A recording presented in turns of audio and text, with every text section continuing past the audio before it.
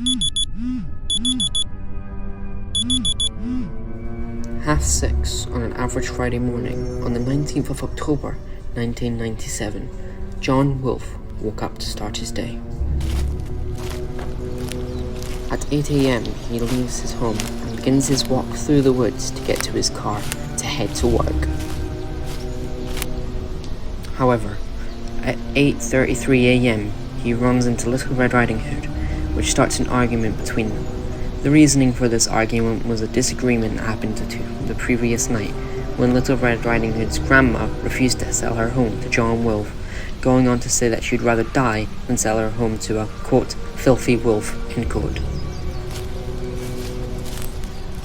After 20 minutes of arguing, John realizes that he needs to get going to work, and they both head in opposite directions. At 9 a.m, he gets to his car and finally arrives at work at 9:40. He was late by 10 minutes due to the argument and busy traffic.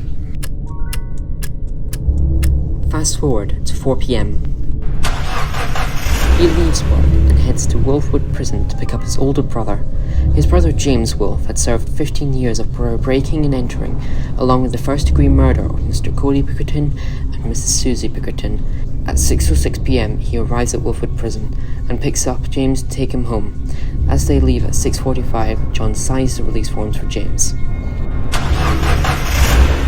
At 7:30 p.m, they arrive home and get ready for a night out with James' best friends, Daddy Bear. They left the car at home and begin their walk at 8:30 p.m.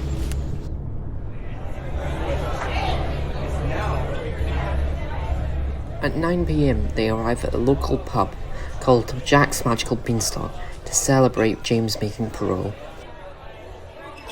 At 3:30, John left the pub, while James and Daddy Bear continued their night of fun.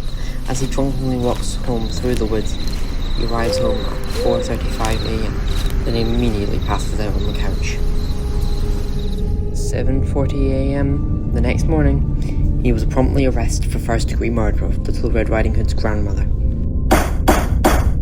November 2nd, 1997, John Wolfe lost the court case and was sentenced to life in Wolfwood Prison. He has been there ever since.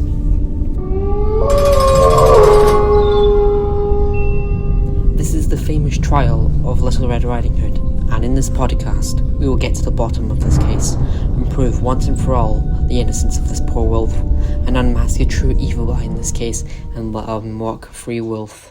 This is a Wolf in Prison's Clothing, and I'm your host, Lewis Patterson. Tune in next time where we deconstruct the evidence that convicted him and discover the true murderer of this case.